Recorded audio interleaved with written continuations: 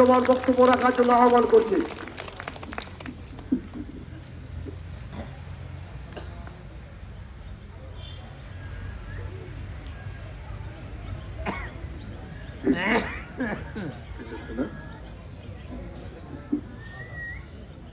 আউযু বিল্লাহি মিনাশ শাইতানির রাজিম বিসমিল্লাহির রহমানির রহিম। আসসালামু আলাইকুম ওয়া রাহমাতুল্লাহি ওয়া বারাকাতুহু। ওয়ালাইকুম আসসালাম। হিন্দু ভাইদের জন্য আদাব এবং অন্যান্য ধর্মের যারা আছেন তাদের প্রতি শ্রদ্ধাবোধ। প্রিয় হাতুর ইউনিয়নের কৃষকবৃন্দ, খেজুর ইউনিয়নের কৃষকবৃন্দ, আসলে আমাদের এই ইউনিয়নটা আমাদের অন্যান্য ইউনিয়নের মতো না। এটা আমরা সাংগঠনিকভাবে অনেক পরে ইউনিয়নটা কৃষক দল শুরু করেছে। তারপরও আজকের যে আয়োজন করেছে এই নতুন কমিটি, অল্প কিছুদিন আগে এই কমিটিটা আমরা করেছি। তো এই কমিটিকে ধন্যবাদ যে একটা সুন্দর আয়োজন করেছে। আজকের আয়োজনটা নিয়ে আসলে রাজনৈতিক বক্তব্য দেওয়ার সুযোগ কম। এই আয়োজনটা হচ্ছে কেন্দ্রের নির্দেশিত একটা আয়োজন যে আমরা কৃষকদেরকে নিয়ে কথা বলব। এখানে হাসিনাকে গালাগালি গত 15-16 বছর আমি দিয়েছি, আপনারা জানেন। আওয়ামী লীগের সাথে রাজপথে যুদ্ধ করেছি, জেল খেটেছি। যারা জেলে ছিলেন তাদের ব্যাপারে, তাদেরকে জামিনের ব্যাপারে কাজ করার চেষ্টা করেছি। কিন্তু কৃষকদেরকে নিয়ে সরাসরি কৃষকদের অনুষ্ঠান এটি, এবং এই অনুষ্ঠানের কথা হচ্ছে যে শহীদ প্রেসিডেন্ট জিয়াউর রহমান কৃষকদের জন্য কি কাজ করেছেন, ম্যাডাম খালেদা জিয়া তখন ক্ষমতায় ছিলেন, তখন কৃষকদের জন্য কি করেছেন, এবং আগামীতে বাংলাদেশ জাতীয়তাবাদী দল ক্ষমতায় আসলে কৃষকদের জন্য কি কি কাজ করবে। এর পাশাপাশি কৃষকদের যে সমস্যা এবং সেই সমস্যা সমাধানে আমরা রাজনৈতিক নেতৃত্ব যারা, তারা কৃষকদের সাথে কিভাবে একাত্মতা হয়ে কাজ করব, সেটাই হচ্ছে আজকের অনুষ্ঠানের প্রতিপাদ্য। এই কৃষকদেরকে নিয়ে কথা বলতে গেলে আসলে প্রথমেই শহীদ প্রেসিডেন্ট জিয়াউর রহমানের কথাই বলতে হয়। এখানে যারা মুরব্বী আছেন, তরুণ প্রজন্ম হয়তো জানেন না যে এই ডিপ টিউবওয়েল, যে ডিপ টিউবওয়েল নিয়ে আজকে এত হানাহানি, মারামারি, লাঠালেঠি, চাবিমালা, তালামারা, টাকা উঠানো, এই যে একটা কাহিনী শুরু হয়ে গেছে, এই ডিপ টিউবওয়েলের কিন্তু প্রবক্তা আমি বলব। এই ডিপ টিউবওয়েলটা যার হাতে সেচ সুবিধার জন্য তৈরি হয়েছিল, সেটি হচ্ছে শহীদ প্রেসিডেন্ট জিয়াউর রহমান। আর এই সেচ সুবিধাটাকে আরো সুবিধা দেওয়ার জন্য আগে আমরা ছোটবেলায় দেখেছি, এখানে মুরব্বী যারা আছেন, ডিজেল দিয়ে আমরা ডিপ মেশিন চালাতাম। সেটাকে আরো সুযোগ সুবিধা বৃদ্ধি করার জন্য সেচ সুবিধা শহীদ প্রেসিডেন্ট জিয়াউর রহমান কি করেছিলেন, উনি পল্লী বিদ্যুতায়ন করেছিলেন। ম্যাডাম খালেদা জিয়া কি করেছে আপনারা তরুণ প্রজন্ম জানেন, আমি সেই প্রসঙ্গে যাব না। কিন্তু এই কৃষকদের জন্য ইরি ধানের বীজ নিয়ে আসা, ফসল উৎপাদন দ্বিগুণ করা, সেই 75-এর পট পরিবর্তনের পর আপনারা জানেন যখন 1 কেজি চাল নিয়ে মানুষ হাটের থেকে বাসায় নিয়ে যে রান্না করে খেতে পারবেন কিনা, ওই রক্ষী বাহিনীর গুন্ডারা, ওই আওয়ামী পান্ডারা যখন রাস্তায় রাস্তায় ছিনতাই, গুন্ডামি, সাদাবাজি এগুলাতে লিপ্ত ছিল, এমন একটা সময়ে যখন 75-এর পট পরিবর্তন হয়েছে, আইন শৃঙ্খলা যখন নিয়ন্ত্রণে এসেছে, তখন কিন্তু শহীদ প্রেসিডেন্ট জিয়াউর রহমান সর্বপ্রথম কৃষিতে হাত দিয়েছেন। আপনারা মনে আছে সেই লবণ চোরের কথা, আমর হোসেন আমুর কথা, মানুষ বলে আমু আমি খামু। তো আমু কিন্তু তখন ওই নদীর পানি থেকে যে খাবার তৈরি হয়, সাগরের পানি থেকে যে খাবার তৈরি হয় সেই লবণও এক সময় কি রকম দামে বিক্রি হয়েছে আপনারা জানেন। আপনারা জানেন মারা গেছে, ওনার নাম নিচ্ছি না, ওনাকে বলা হয়তো চিনি চোর। আপনারা জানেন যে ওই সময় রাজনৈতিক নেতৃবৃন্দের টেবিলে 72 রকমের খাবার থাকতো, আর আমার দেশের কৃষকেরা, আমার দেশের গরিব মানুষরা ওই 75-74 সময় কচুর লতি সিদ্ধ করে কিন্তু খেয়েছে। সেই ইতিহাসও আমরা দেখেছি। সেখান থেকে শহীদ প্রেসিডেন্ট জিয়াউর রহমান দেশটাকে শান্তিময় করবার জন্য, কৃষকদের সহযোগিতা করার জন্য সেই কৃষি সেচের ব্যবস্থা, সেই নতুন নতুন ধানের উদ্ভাবন, সারের উদ্ভাবন, জৈব সার কিভাবে ব্যবহার করা হয়, সেই সময় মানুষ যখন খেতে পারতো না, এই কার্তিক মাসে অগ্রহায়ণ মাসে যখন মানুষ, একজন মানুষের, গরিব মানুষের বাড়িতে যদি একটা কাঁসার প্লেট তার সম্পদ থাকে, ওটাও বন্ধক রেখে যখন 1 কেজি চাল ধান করে নিয়ে এসে রান্না করে খেয়েছে, এমন একটা সময়ে কিন্তু সেই সমাজের পরিবর্তন এবং সেই কৃষকদের কৃষি পণ্য দ্বিগুণ 3 গুণ করবার পদক্ষেপ কিন্তু শহীদ প্রেসিডেন্ট জিয়াউর রহমানের হাতে এসেছিল। উনি কিন্তু সেই গেঞ্জি পরে, একটা প্যান্ট পরে, কোদাল হাতে খাল খনন করেছেন। আমরা কিন্তু সেই দলের রাজনীতি করি।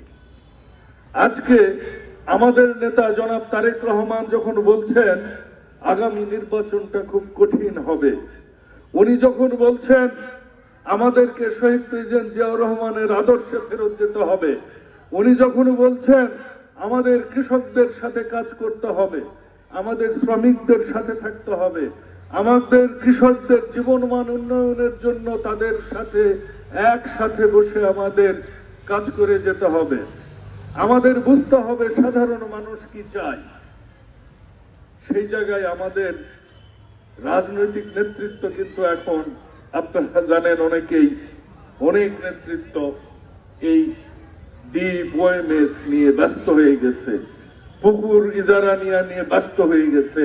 আরে ভাই 17 বছর অপেক্ষা করেছেন, আর মাত্র 1টা বছর অপেক্ষা করেন না। আমার নেতা শহীদ প্রেসিডেন্ট জিয়াউর রহমানের যোগ্য সন্তান ম্যাডাম খালেদা জিয়ার উত্তরসূরি তারেক রহমান এখনো দেশে আসেননি। এখনো ম্যাডাম খালেদা জিয়া কিন্তু চিকিৎসারত। এখনো এদেশে গণতন্ত্র আসেনি। এখনো এদেশের জাতীয়তাবাদের রাজনীতির সাথে অনেক ষড়যন্ত্র হচ্ছে। এখনো ভারতে বসে ওই ভারতের দালাল আওয়ামী শক্তি এখনো কিন্তু আমাদের দিকে ফোলা তোলার চেষ্টা করছে। এই কাঁঠাল রানী কিন্তু এখনো চুপচাপ বসে নেই। এখনো ভারতে বসে সেই 24-এর গণহত্যাকারী, সেই 36-এর জুলাই পর্যন্ত যিনি মানুষকে খুন করেছেন, গুম করেছেন, মানুষের ভোটাধিকার হরণ করেছেন, দেশের ব্যাংক লুট করেছেন, দেশের অর্থ লুট করেছেন, দেশের মানুষের অধিকার লুট করেছেন, দেশের মানুষের কথা বলবার সুযোগ পর্যন্ত দেয়নি, সেই স্বৈরাচারিণী শেখ হাসিনা কিন্তু বসে নেই। এমন সময় আমরা জাতীয়তাবাদের সৈনিকরা যদি সাধারণ মানুষের পাশে না দাঁড়াই, মানুষের কথা যদি না বলি, নিজে যদি এমপি হওয়ার জন্য মত্ত হয়ে যাই, নিজে যদি নিজেকে অনেক বড় নেতা মনে করি, এই সাধারণ মানুষরা কিন্তু আপনার আদর্শে বিএনপি করে না। তারা কিন্তু বিএনপি করে শহীদ জিয়ার আদর্শে, ম্যাডাম খালেদা জিয়ার আদর্শে, তারেক রহমানের নেতৃত্বে।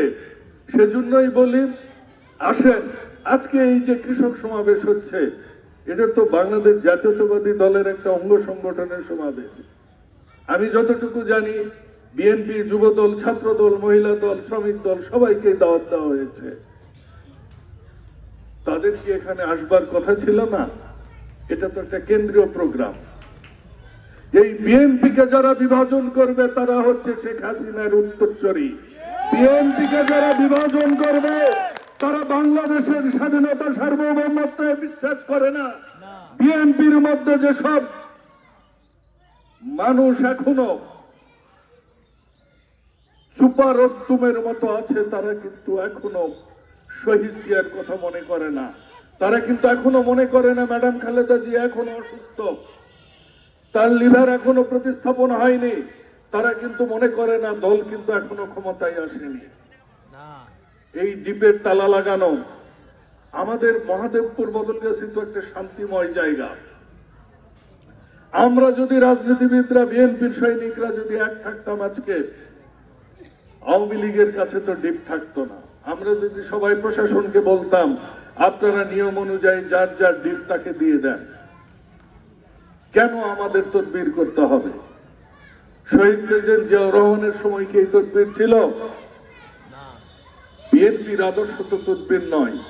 বিএনপির আদর্শ হচ্ছে ন্যায় বিচার, বিএনপির আদর্শ হচ্ছে সঠিক ব্যবস্থা, বিএনপির আদর্শ হচ্ছে সবার জন্য কাজ করা।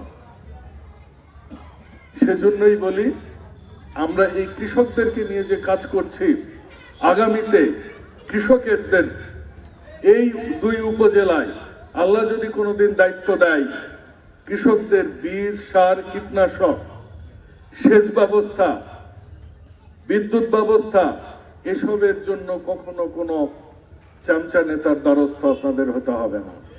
আপনারা আপনাদের ন্যায্য সম্মান, আপনারা আপনাদের যেটা প্রাপ্য সেটুকুই পাবেন। কেউ বেশি পাবেন না, কেউ অতিরিক্ত ভালোবাসা পাবেন না, কেউ অত্যাচারিত হবেন না। আর সেটার নামই হচ্ছে ন্যায় বিচার। সেটাই ছিল শহীদ প্রেসিডেন্ট জিয়াউর রহমানের আদর্শ।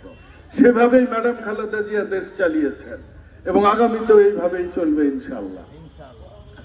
একটা কথা খুব প্রচলিত আছে, আমি জানি যে বাবা আগামীতে নমিনেশনটা কে পাবে। আরে ভাই, ফজলে হুদা বাবুল তো নমিনেশনের জন্য রাজনীতি করে না। ফজলে হুদা বাবুল আপনাদের দোয়ায় রাজনীতি করে শহীদ জিয়ার আদর্শে, মানুষের ভালোবাসা পাওয়ার জন্য, মানুষের সাথে থাকার জন্য, মানুষের সাথে কাজ করার জন্য এবং মানুষের প্রতি কোনো অন্যায় হলে সেই অন্যায়ের বিরুদ্ধে লড়াই করবার জন্য।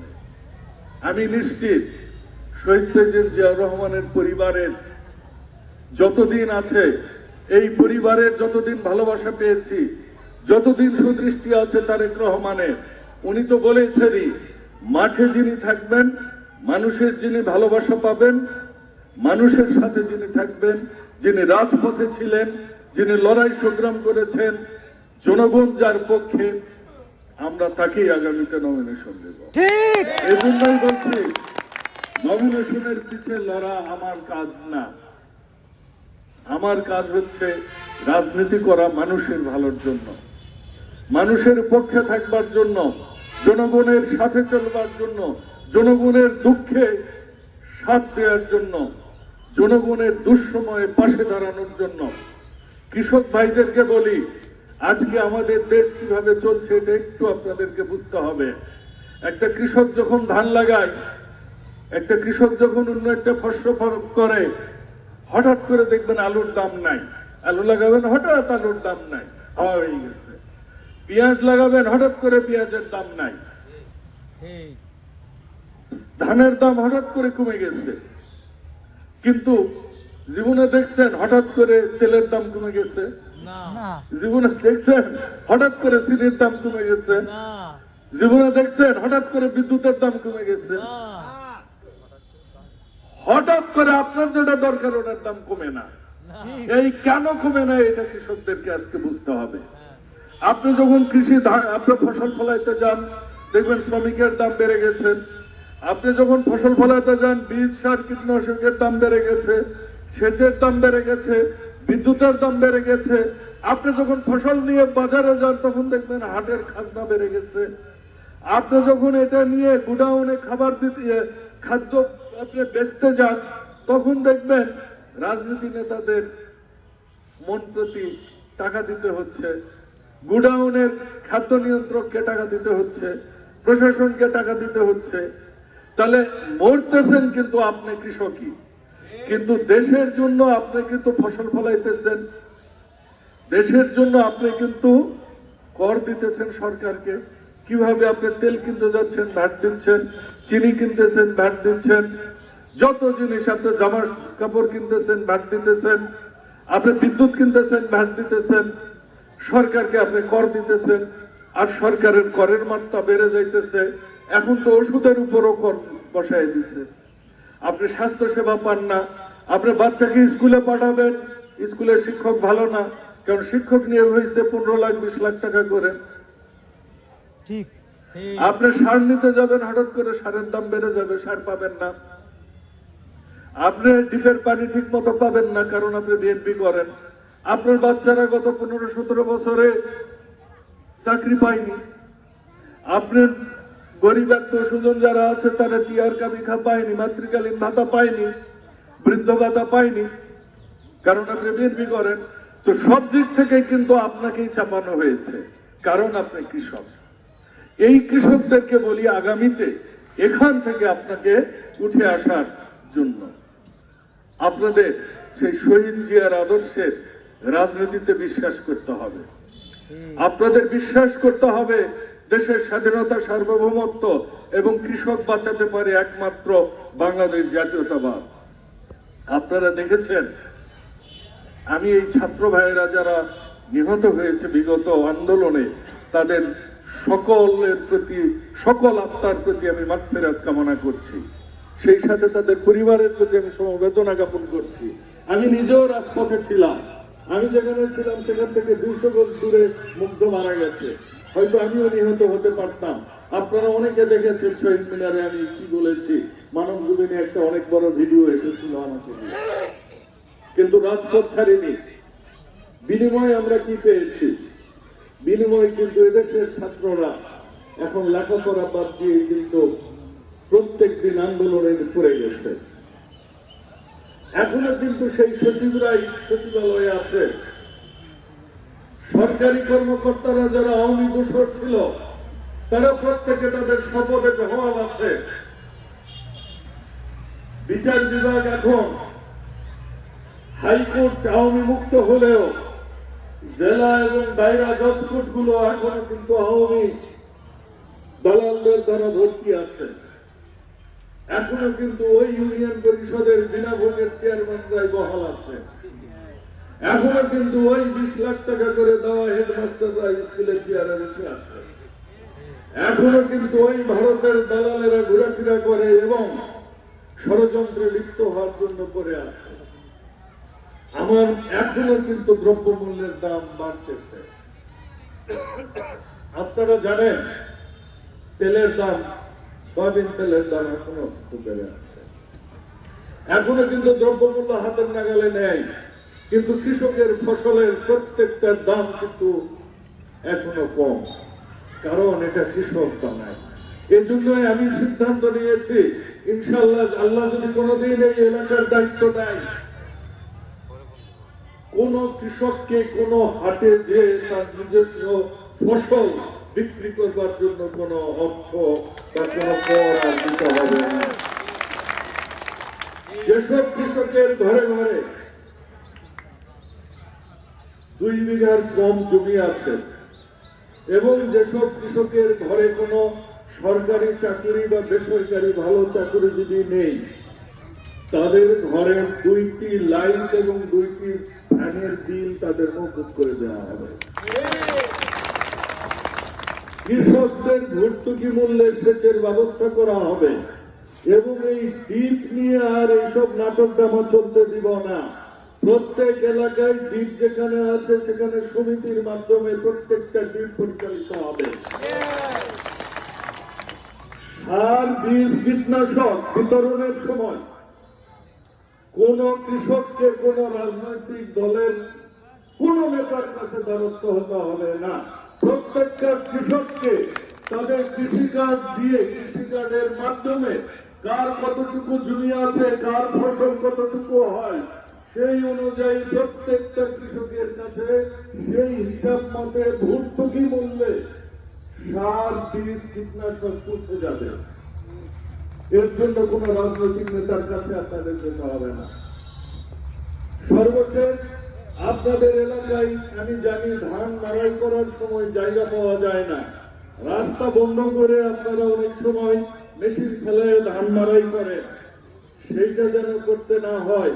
প্রত্যেকটা ওয়ার্ডে ওয়ার্ডে যেসব খাস জমি আছে সেই সব খাস জমি বের করে সেখানে পাকা করে দিয়ে প্রত্যেকের দিন অনুযায়ী লিস্ট করে ওখানে সবাই যে ধান মাড়াই করে চলে আসবে।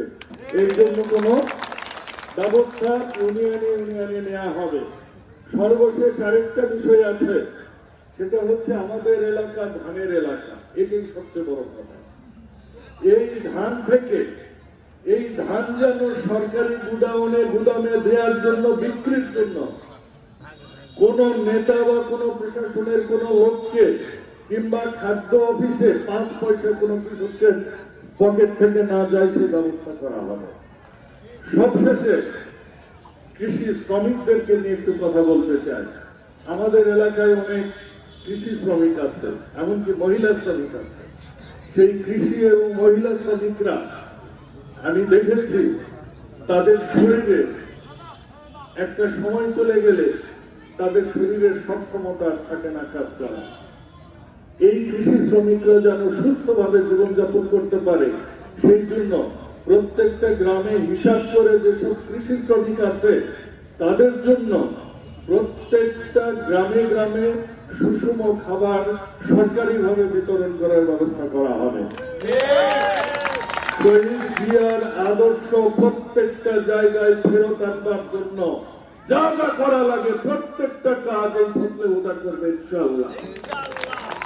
সবশেষে বলি, আমাদের মহিলাদের অবদান অর্থনীতিতে আমরা কোনোদিনও গণনা করি না। মহিলারাও কিন্তু আপনার ওঠার আগে ঘুমের থেকে ওঠে এবং আপনি ঘুমায় যাওয়ার পর যে ঘুমায়, আপনাকে এবং আপনার সন্তানদের, আপনার বাপ মাকে সবাইকে ম্যানেজ করে ঘুমাইতে যায় একটা বাড়ির একজন মহিলা। কিন্তু এই মহিলাদেরকে নিয়ে আমরা কখনোই কোনো চিন্তা করি না।